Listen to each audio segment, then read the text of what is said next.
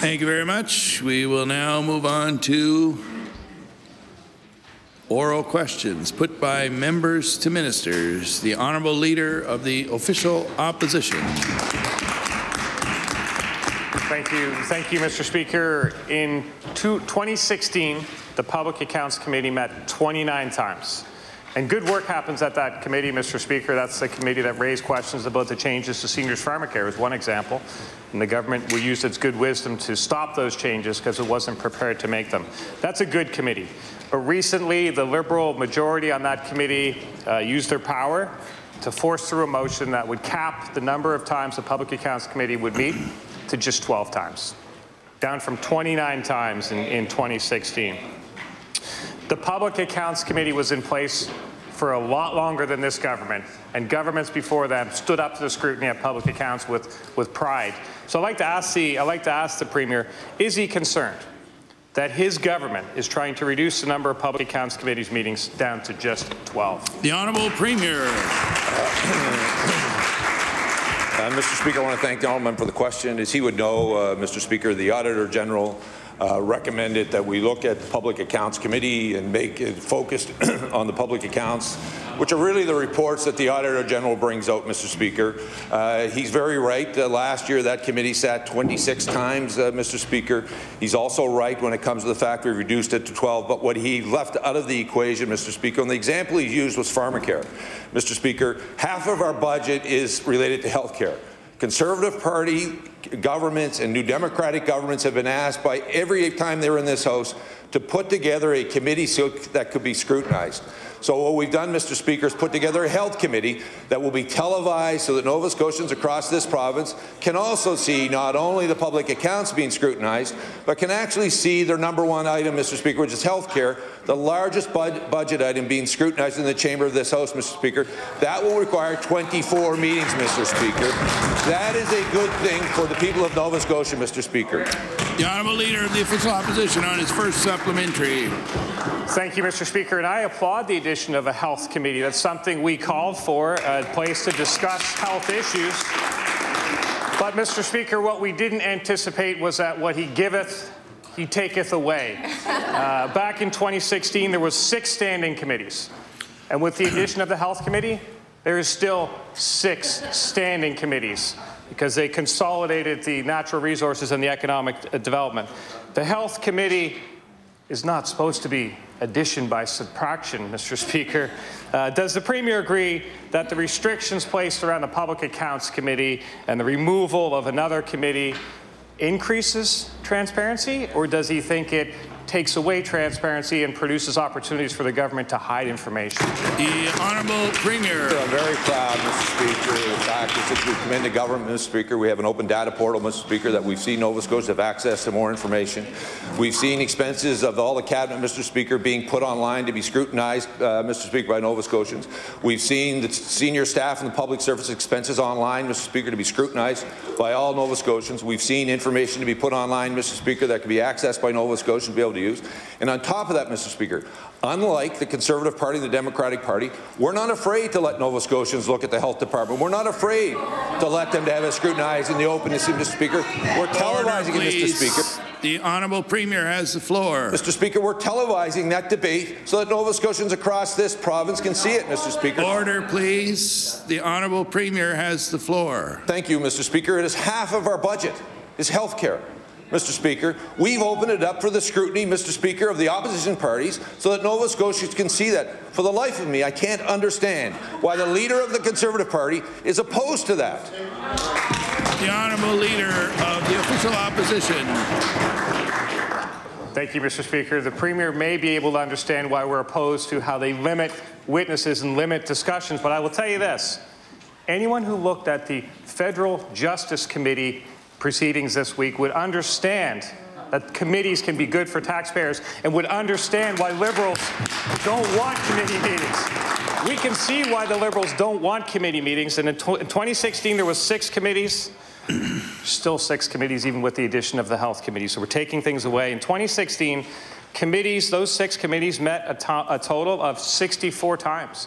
And under the new terms of reference that these Liberals have put down on committees, the maximum they can meet is 54. So I'd like to ask the Premier, what number is bigger, 64 or 54? The Honourable Premier.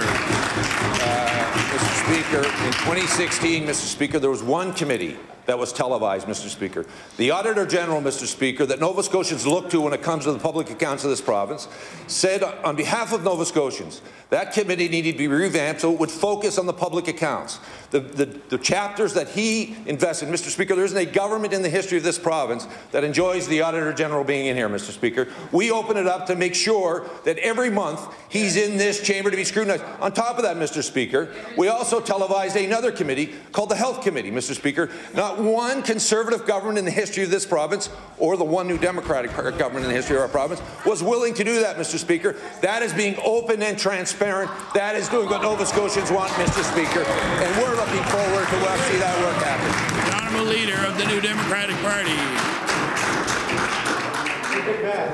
Thank you. Over the course of the last 8 weeks, paramedics in the province have issued a public warning that the supply of ambulances is perilously compromised. They've done this over 170 different times. That means that over the last 8 weeks, on an average of 3 times a day in at least one of the 4 zones of the province, the supply of ambulances has not been adequate because the trucks have been backed up while paramedics have waited to transfer responsibility for their patients into overcrowded emergency rooms. For crying out loud, Mr. Speaker, does the Premier not think that we can do any better than this? The Honourable Premier. Thank you, Mr. Speaker. I want to thank the member for bringing this very important concern to the floor of the legislature. Of course, Mr. Speaker, we can do better than that. The Minister of Health is working with our partners. He sent a directive to ensure that we not only look at all options when it comes to the issues facing paramedics and the rigs that are on the road, and certainly the offload times that that are happening within our province, Mr. Speaker. And I look forward to hearing back from our partners through the Minister of Health about what those options will be. The Honourable Leader of the New Democratic Party.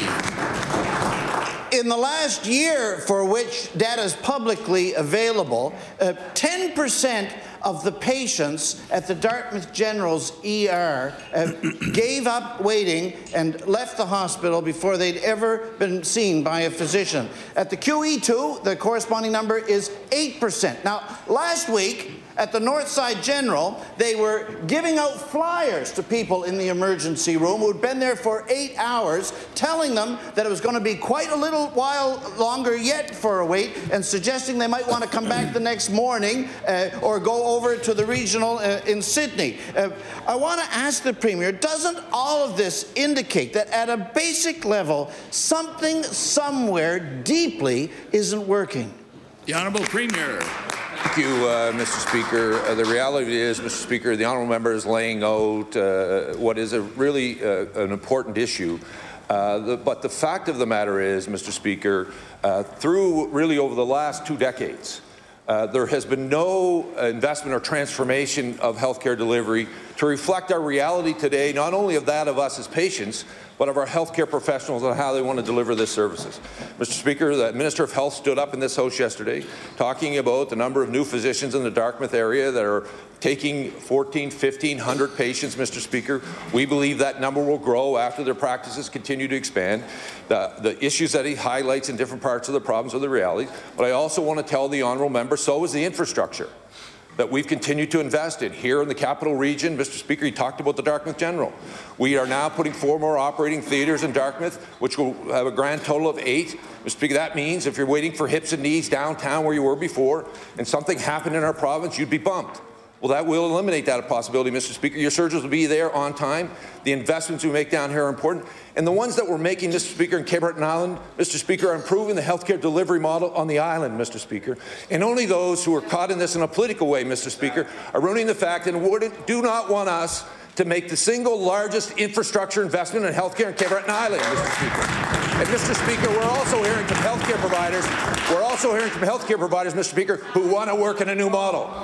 The Honourable Leader of the New Democratic Party.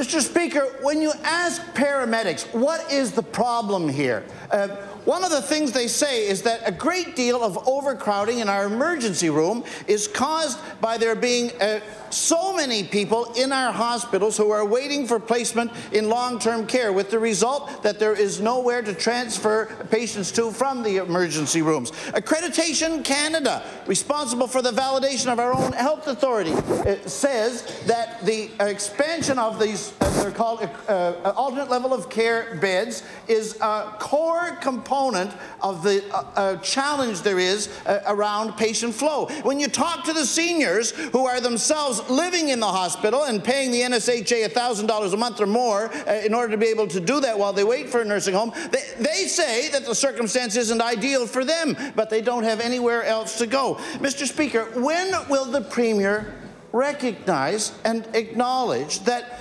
making investments in more long-term care facilities and infrastructure is a key core component of our successfully addressing the ongoing crisis in emergency care? The Honourable Premier. Thank you, Mr. Speaker. I want to thank the gentleman for the question. Mr. Speaker, long-term care, Mr. Speaker, continues to be on the top of minds of Nova Scotians. It is not just about long-term care beds, though, Mr. Speaker. People want to age in place, Mr. Speaker. It's why we've continued to invest in home care, to provide those supports, continue to make sure that people get an opportunity to live at home as long as possible. The honourable member raises the issue about people who are in hospitals taking up hospital beds, Mr. Speaker. That's exactly why in the new redevelopment in Cape Breton, Mr. Speaker, we're doubling the number of long-term care beds associated with those two facilities. And we're building actually long-term care beds, Mr. Speaker, not hospital rooms, but long-term care beds, so they're providing the appropriate care in the appropriate place. And I look forward to the honourable member supporting that initiative that is being opposed by his party. The Honourable Leader of the Official Opposition.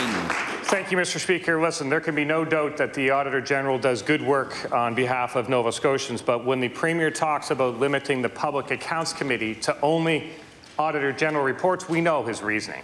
His reasoning is because they know those reports months, years in advance. It's really just a communications exercise to minimize damage. We know that because even when we propose topics from the Auditor General, the committee has used their power to reject them, like the November 2017 mental health topic, which the committee said we don't want to talk about, even though it's the Auditor General. So I'd like to ask the Premier: is he willing to instruct his members on committee to take the topics that the opposition put forward that are within his mandate, instead of limiting them to just the ones that the Liberals feel comfortable communications exercising? The Honourable Premier. Thank you, Mr. Speaker. I want to thank the honourable member for the question. I want to make sure, Mr. Speaker, that all members of this House know the topics put before us and the committees are reviewed by those committees independently of me. Mr. Speaker, at the same time, we have a focus on the Auditor General. I encourage the honourable member to speak to the Auditor General about the recommendations that he brought forward. And again, I would also encourage all members of this House, when we talked about the very serious issue of mental health, Mr. Speaker, we now have put together a health committee that will allow it to be in this chamber, to be televised for all Nova Scotians. I would encourage the Conservative caucus to take all those important issues to that committee. Just want to, before we go on to the supplementary, remind all members. Order, please. Order, please. Zero sergeants by 2025. Order, please. I'll ask the Sergeant at Arms to remove the folks in the gallery. The House will now recess for a couple of minutes.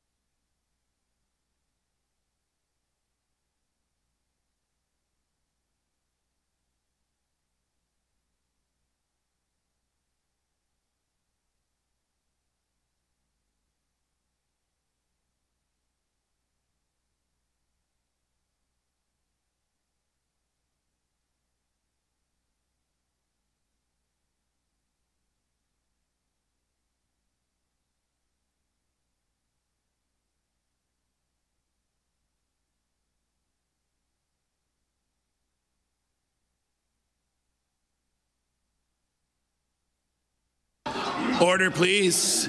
Just before we were interrupted, I was about to say that the line of questioning on the work of the committee, including those topics that the committee decides to set for agendas, is not permissible for question period. General questioning about the committee, but not getting into the intricacies of what the committee does. So, the Honourable Leader of the Official Opposition. Thank you, Mr. Speaker. And given the importance of the Health Committee, because we do think the Health Committee has the potential to be a good thing for this province, it is a significant portion of our budget. We do think that limiting it to 12 times a year is probably not significant, and we do think that the committee needs to be mindful as it sets its agenda. This should be a committee that hears from physicians, that hears from frontline workers, and lets them talk about their experiences with the healthcare system. That's how we'll move things forward. So I'd like to ask the Premier, is he willing to increase the frequency of the healthcare committees, at least until we get through this healthcare crisis, to maybe twice a month? And will we have some openness to hear from actual physicians and frontline workers about how we can improve healthcare in this province? So I would reiterate my previous comments on the business of the committee is not to be discussed here, including the committee's mandate to set its own frequency of meetings. So, the Honourable Premier. Thank you, Mr. Speaker. I want to thank the Honourable Member for the question. I would encourage all members of this House who are sitting on committees, Mr. Speaker, of any kind, to bring the issues forward, make recommendations how often they sit. I think just recently, Mr. Speaker, the Yarmouth Ferry was brought before a committee, the Economic Development Committee, that the opposition didn't want to sit during the House session. Actually, we made a recommendation to have it sit. That'll be before us. But on top of that, I want to also go back to one other part of this question, Mr. Speaker. I meet with physicians, Mr. Speaker, very regularly when it comes to looking at healthcare, and I'm looking forward to continuing to meet with them as we continue not only to negotiate with them, but how do we work together to improve the system. The Honourable Member for Cape Breton Centre. Mr. Speaker, my question is to the Minister of Health and Wellness. Mr. Speaker, the plan to close the community hospitals in Cape Breton makes no sense, and everybody knows it. Community hospitals actually ease the pressure on the larger system because they can provide care to people close to home, keeping those who don't need more serious treatment out of emergency rooms and allowing local physicians to maintain a balanced practice. This is a fact that the Premier and the Health Minister don't understand. If they did, they wouldn't continue to plough ahead with the closure of Northside and New Waterford hospitals. Mr. Speaker, does the Minister regret deciding to close community hospitals in Cape Breton without consulting doctors, nurses, healthcare workers, or any other community members? The Honourable Minister of Health. Thank you, Mr. Speaker. I thank the member for the question. Mr. Speaker, again, it seems the member's advocating to maintain the status quo, while at the same time arguing that the current system isn't sufficient for providing the care that Cape Bretoners need and want. Mr. Speaker, that's why we're investing in new infrastructure in those communities, Mr. Speaker, to provide the environment for those physicians and other healthcare providers to provide the care to the patients in those communities. And Mr. Speaker, I absolutely will not apologize for that. The Honourable Member for Cape Breton Centre. Thank you, Mr. Speaker. Mr. Speaker, medical leadership in the NSHA is bleeding out on the island, and it's no surprise. Over the past few months, we've seen the resignations of several highly respected doctors from leadership roles within the NSHA. Family doctors with emergency privileges are declining to pick up shifts because their own practices are overwhelmed. Sadly, one of the only 2 hospitals to remain in Cape Breton is closed more than ever now, the Glace Bay Emergency Room. All available resources are being funneled to the regional, where staff are being run off their feet. Mr. Speaker, will the Minister admit that the crisis in healthcare in Cape Breton is getting significantly worse? The Honourable Minister of Health. Thank you, Mr. Speaker. I thank the member. I'd like to remind the member that, in fact, as we continue to go through the work on the redevelopment project, investing in new infrastructure, new healthcare delivery models for the Cape Breton region, that we do have doctors coming forward. Just a couple of weeks ago, Dr. Oral came forward to join that program, Mr. Speaker. He's been talking very much, Mr. Speaker, in the community and has been providing feedback. In fact, Mr. Speaker, I think he spoke spoken publicly about how he's already seen his voice being heard, Mr. Speaker. Please. Order, please. The Honourable Minister of Health has the floor. Publicly, Mr. Speaker, through the media, indicating exactly how he's seen his voice already being heard and impacting on the work that's being done planning these new infrastructure projects. So, Mr. Speaker, I advise the member opposite. We do listen to physicians. They are part of this program, Mr. Speaker, and we'll continue to listen to their advice. Just before we move on to the next question, I'm going to add 3 minutes to question period to allow compensation for the interruption that we just experienced. So we'll conclude at 10:53 a.m. The Honourable Member for Sydney River Myra Lewisburg. Can I use all those 3 minutes? Thank you, Mr. Speaker. Mr. Speaker, my question through you, of course, is to the Minister of Health. Mr. Speaker, recently meetings were held with Veterans Advocate and Naval Veteran Angus Cameron. Angus is a friend of a World War II veteran and a resident of the Camp Hill facility here in Halifax. His friend has been told that his wife of many years, currently a resident of a nursing home, cannot be reunited with him in a vacant bed at Camp Hill. Angus reached out to the Minister of Health on his friend's behalf and was told the department is not responsible for any beds at Camp Hill. So my question is simple, Mr. Speaker. Will the Minister confirm today that Camp Hill Hospital is owned and operated by the province and administered by the Nova Scotia Health Authority? And if so, can he confirm that non-military veterans have been admitted while they await long-term care beds? Honourable Minister of Health. Thank you, Mr. Speaker. The veterans' beds at the Camp Hill facility are licensed, or I guess funded, and the policies about those admissions, Mr. Speaker, for those veterans and others are by the federal government. Mr. Speaker, there are on occasions where some of the beds are purchased back by the province when they're vacant, but it is a facility that's operating. The policies for veteran admissions are governed by the federal government, Veterans Affairs Department, and that's the way that operates, Mr. Speaker. The Honourable Member for Sydney River Myra Lewisburg. Well, thank you very much, Mr. Speaker. Mr. Speaker, there are 16 vacant beds in that facility at this time. The Minister has written a letter back to Angus saying that, indeed, that the province is not responsible for those beds, but in his answer, he says that they can buy back those beds that are not being used.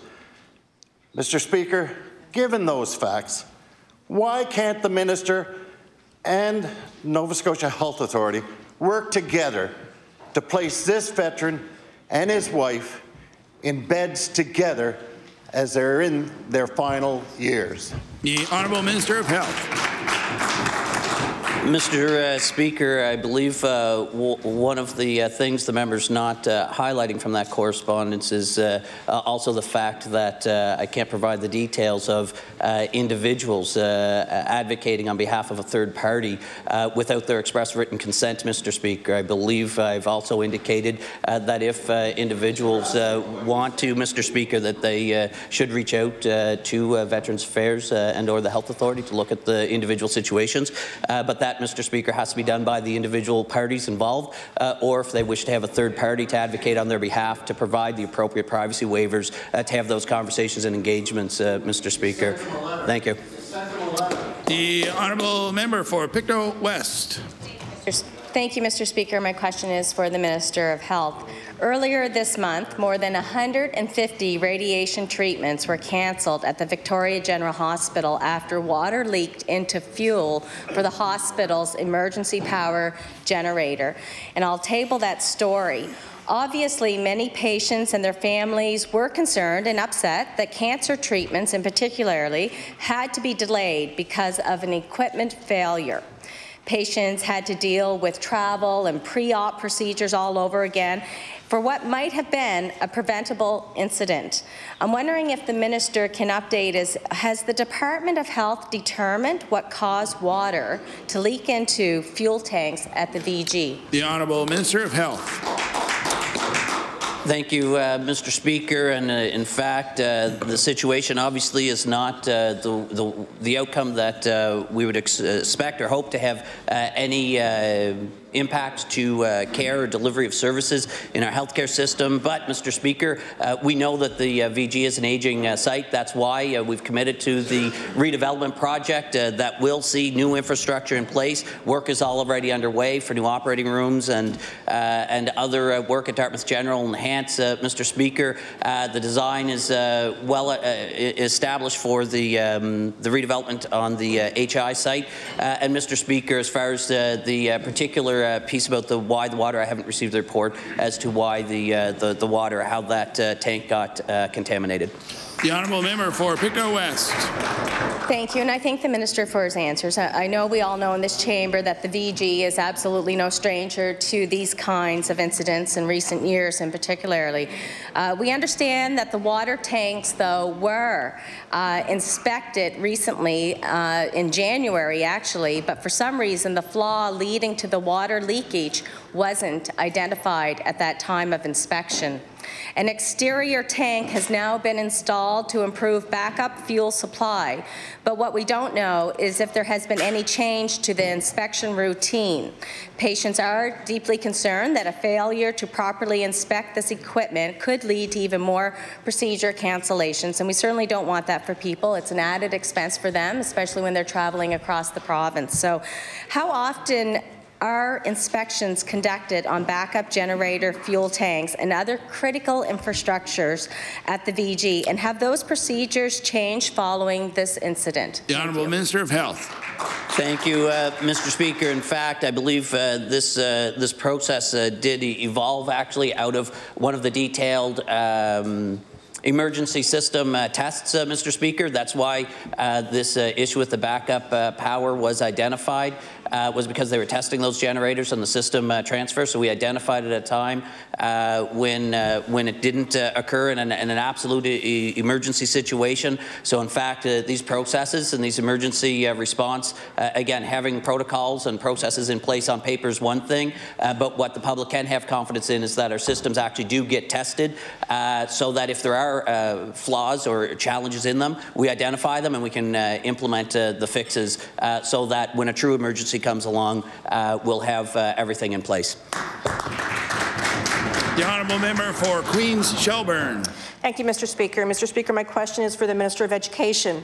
Last year, when we stood in this House and voiced our concerns about the removal of elected school boards, the Minister assured us things would be better, because now we'd have a direct line to the Minister himself.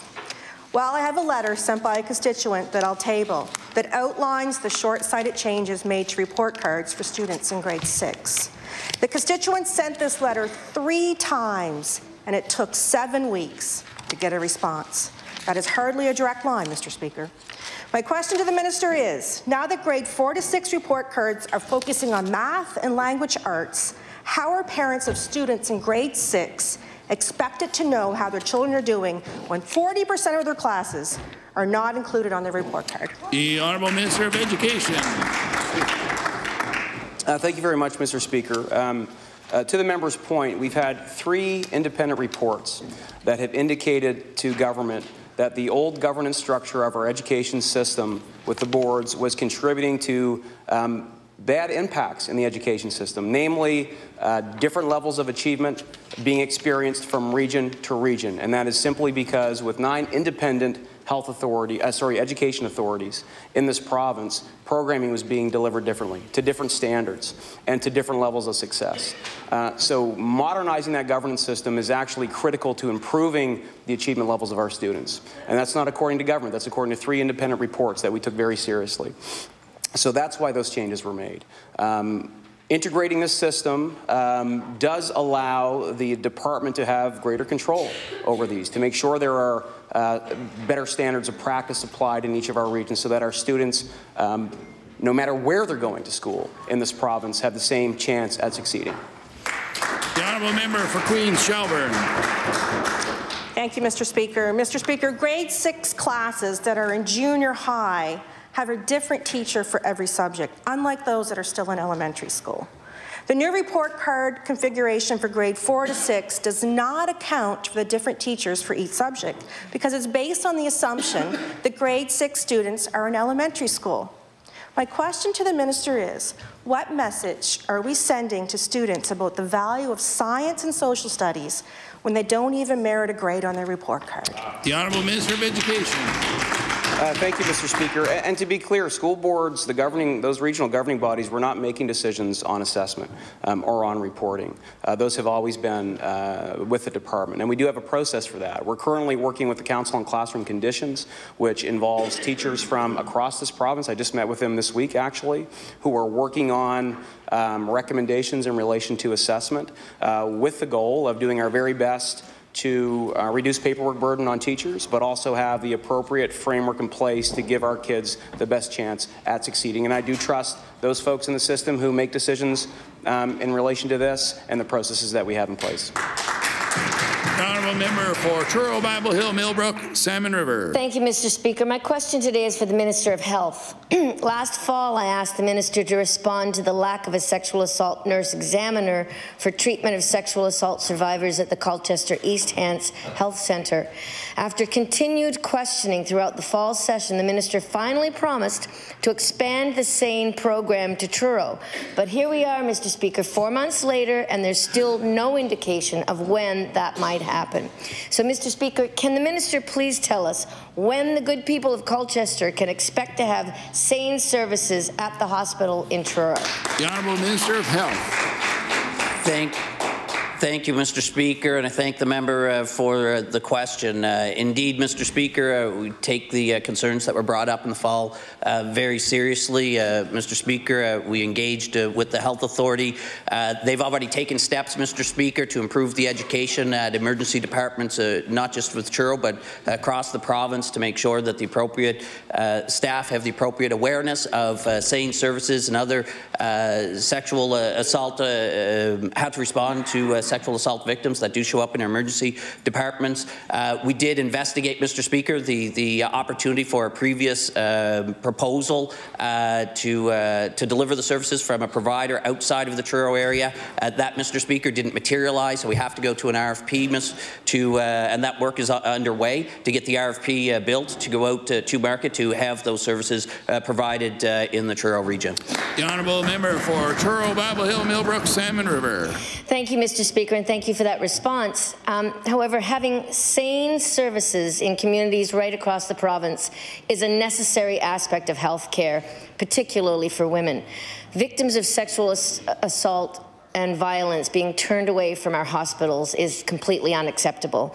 And one of the women who last fall shared her account publicly, who is a constituent of mine, and she wrote a letter to the minister, which he responded to, recently has said that the lack of progress on the issue is extremely disappointing. And the Colchester Sexual Assault Centre in Truro has still not received any response to their requests from the department, which was sent over a year ago. So, Mr. Speaker, could the minister please assure me today, on behalf of my constituents, that funding for SANE services in Truro will be included in the next budget and available at the hospital by the summer? The Honourable Minister of Health. Thank you, Mr. Speaker. I do want to assure the member, and indeed all Nova Scotians in Truro and throughout the province, especially those who may be victims of a sexual assault, Mr. Speaker, that services are available in our emergency departments. Mr. Speaker, SANE services have been expanding throughout the province. Recently in the South Shore area in Cape Breton, Mr. Speaker, those came on stream just in this past year, as I've already indicated. Order, please. The Honourable Minister of Health has the floor. As I've already indicated, concerns that were brought forward late in the summer and the fall were taken to heart, Mr. Speaker, so steps were taken by the Health Authority to do more on educating and providing more information to emergency department staff so that they know where and how to refer people to those SANE services that are available, while at the same time, Mr. Speaker, we as a department have been working to evaluate a proposal that did come forward that the member referenced. That proposal did not come to fruition, Mr. Speaker, and so we have to go forward with a full RFP, and I can't say when that's going to be completed. The Honourable Member for Victoria the Lakes. Thank you, Mr. Speaker. Mr. Speaker, my question is to the Minister of Health and Wellness. Over a month ago, residents of the north of Smoky area that are served by Buchanan Memorial Hospital, Neils Harbour, were informed that they'd be losing the services of the only lab technician on site and that he would be placed by point-of-care testing. As expected, Mr. Speaker, this has raised a lot of concern for both residents of the community and the doctors that serve the hospital.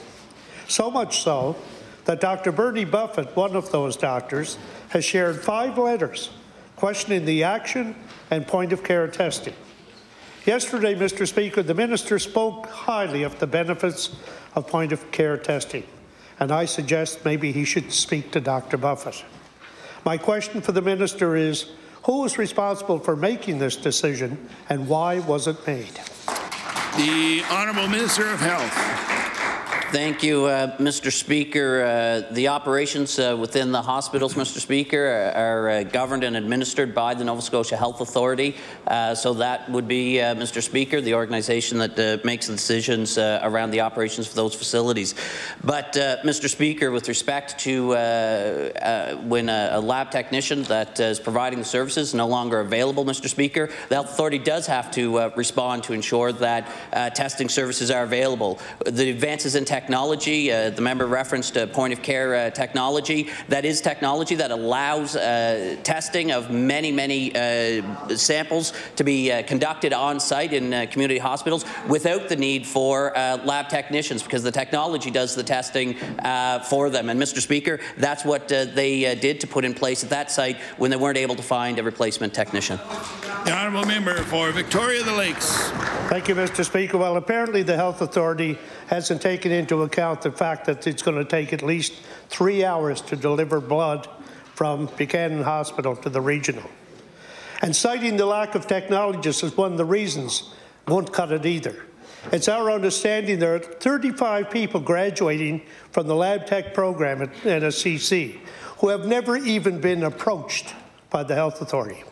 On top of this, the Hospital Foundation and the community have been trying to recruit doctors to replace 2 on staff that are ready to retire. The decision by the Health Authority to remove this service makes recruitment even more difficult if doctors feel they're not being properly supported and the services they require aren't there. So my question to the minister, will he reverse this bad decision and begin the process to immediately hire a lab technician at Buchanan Memorial Hospital? The Honourable Minister of Health. Thank you, Mr. Speaker. The member again questions the role of the testing technology, point of care, bedside testing services. Mr. Speaker, what this actually enables is to get, in many cases, tests for many conditions back even faster, Mr. Speaker, on site through that technology.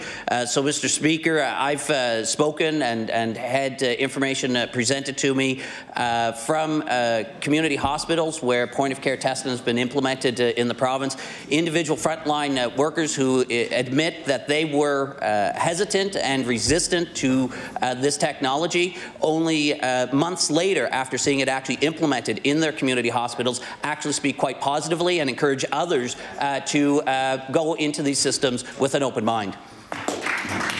The Honourable Member for Sydney River Myra, Lewisburg. Thank you very much, Mr. Speaker. And Mr. Speaker, my question through you is to the Minister of Education and Early Childhood Development. Mr. Speaker, it's been over a year now since I have raised this point regarding young people in our society that face challenges in our public school system. Challenges which can only be solved through an alternate avenue of education. The minister had stated that an expert and informed group on the system of inclusion would investigate and provide recommendations. So, Mr. Speaker, my question is, can the minister explain what those recommendations have been and what his ministry has done in terms of implementing them? The Honourable Minister of Education. Thank you very much, Mr. Speaker. So we do have a tuition support program in place that I know at least one constituent of the member was not eligible for, but to help students who aren't getting what they need in the public system to access that in specialized schools in the private sector. But in terms of the inclusion support, Mr. Speaker, we acted immediately. We increased our education budget specifically for inclusion by $15 million. We used that money to hire nearly 200 non-teaching support staff into the system, which include child and youth care practitioners, teaching assistants, behavioral specialists, autism specialists, and school psychologists, speech-language pathologists. Those are all hired right now in the system.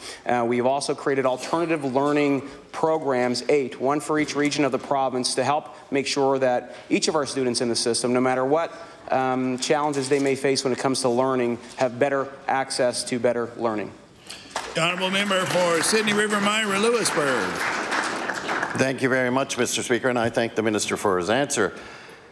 But once Eric's parents were told that he wouldn't be able to read past a grade 2 level or do multiplication, Eric Wynne is now thriving for the first time in his life, Mr. Speaker. This success, however, is at a cost to the family, causing considerable financial strain and stress. Students like Eric Wynne, who is known to be twice exceptional, something that affects only about 1% of the children, and are not qualified to receive subsidies because he's going to a private school. So the question, Mr. Speaker, to the Minister is, what will the Minister do to change the system so that students with exceptional cases like Eric will be able to receive the fair financial support and the education they should be entitled to in the province of Nova Scotia? The Honourable Minister of Education. Thank you very much. Thank you very much for the question, Mr. Speaker. We're making some of the most substantial and transformative changes in our education system that we've seen in at least 30 years to help students like Eric. I think programs that could, knowing a bit about this case, programs that could specifically in the public system be of use to that family are the alternative learning programs, looking at the additional individual interventionists that we do have in the system, the new behavioral autism and learning specialists that we've hired. These new supports, I believe, can have an impact on learning for Eric and many more students who are in our system, Mr. Speaker, who haven't necessarily been getting their learning experience that we want them to. The honourable member for Cumberland North. Mr. Speaker, my question is to the Minister of Health. Last Friday, there were 15 empty long-term care nursing home beds in Cumberland County. Meanwhile, there were 9 patients ready and waiting for a long-term care bed in our acute care hospital. Meanwhile, there were 10 patients admitted in the emerge laying on a stretcher in hallways for 3 to 4 days because there were no acute care beds available. Mr. Speaker, the average length of time to transfer a patient from the acute care hospital bed to a long-term care bed when one becomes available is cited at 10 to 12 days. My question to the Minister of Health is what is causing the delay in these nursing home bed placements? The Honourable Minister of Health. Thank you, Mr. Speaker, and that's work that's underway between the department and the Health Authority when looking at flows and discharges, Mr. Speaker, throughout the system, not just for the ALC beds or alternative level of care beds, but indeed throughout the hospital system. We recognize that having a smooth transition and timely and efficient discharges from our hospital system can have a positive impact throughout. What we have seen, Mr. Speaker, though, over the course of our term in office is that the number of patients waiting in those ALC beds for a nursing bed have decreased, as has the amount of time that they've been waiting decreased since our time in office. The honourable member for Cumberland North. Mr. Speaker, I thank him for the answer, and even though maybe on paper some numbers have decreased, when you're a family member or a person that's waiting in a hallway on a stretcher for 3 to 4 days, sick, with no privacy, can't sleep, and get your lunch brought to you in a paper bag, this is a problem that there's really no excuse, knowing that there's empty nursing home beds for 10 to 12 days while people are waiting on these stretchers. Healthcare is a 24/7 service, and I've been told that nursing homes are refusing admissions on Fridays, Saturdays, and Sundays. Nursing home owners are paid whether the bed is empty or full. So my question, Mr. Speaker, to the Minister of Health is what is he willing to do to remove red tape and improve efficiencies to move patients faster from these acute care beds to our nursing home long-term care facilities? Honourable Minister of Health. Thank you, Mr. Speaker. As I had indicated in my first response, that work is underway to look at the processes within our healthcare system to improve exactly that, the process and flows and how to do so in a more efficient and effective way. That, Mr. Speaker, is part of continuous improvement. That is what we are committed to doing throughout our healthcare system. We've made investments in our systems. We invest in home care, Mr. Speaker, to help transition people to home. We have a number of recommendations around long-term care from our long-term care expert panel review that is targeted towards improving the quality of care being delivered to those in our long-term care facilities. And Mr. Speaker, we look forward to being more efficient moving patients or residents into those facilities as well.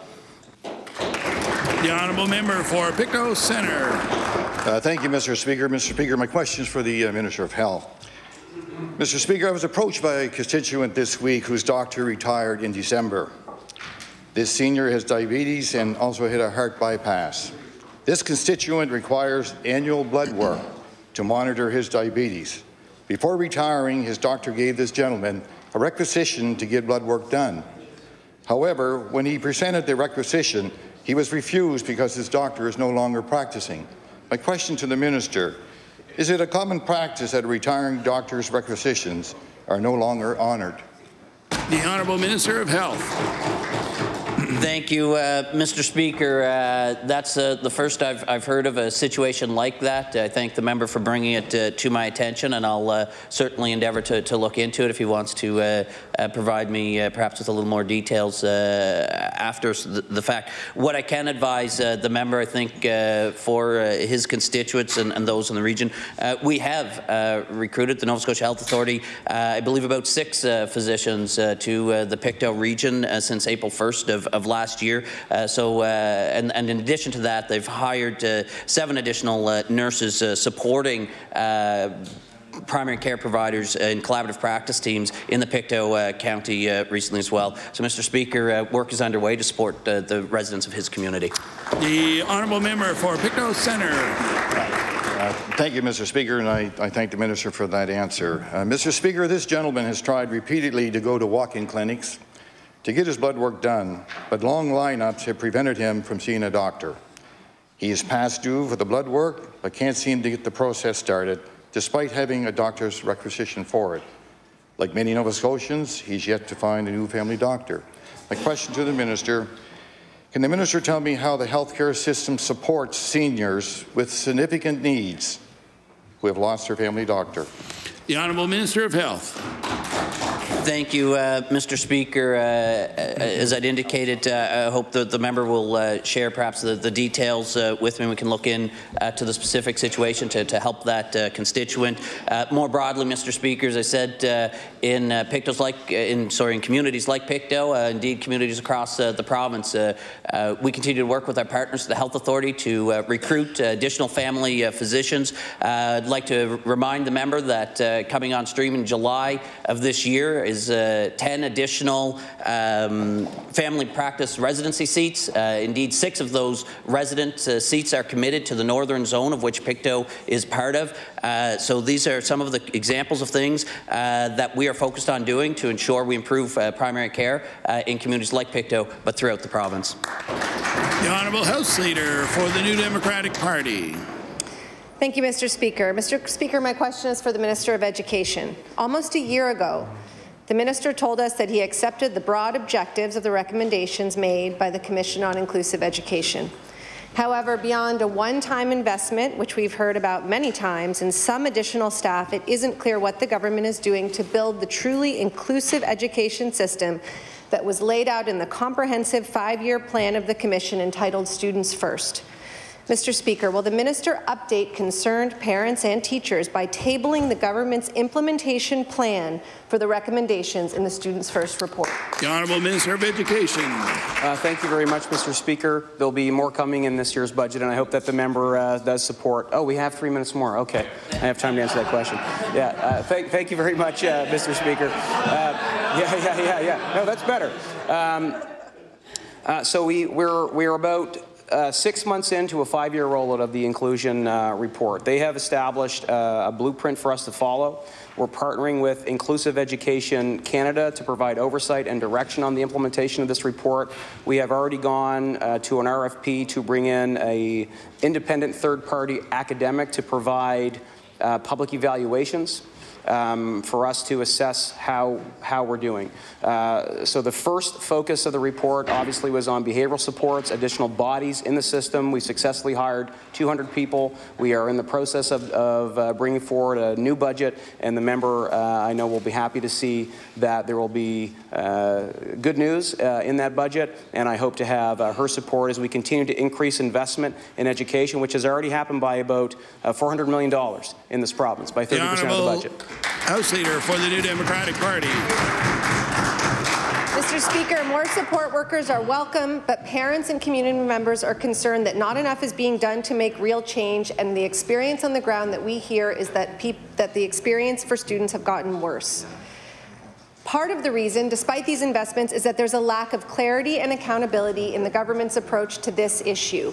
One of the key recommendations in that very first phase of the report was the creation of an Executive Director of Inclusive Education position within the department to lead the implementation and be responsible for it. The creation of this position was key again in the very first phase of that implementation. Mr. Speaker, has the minister filled this position?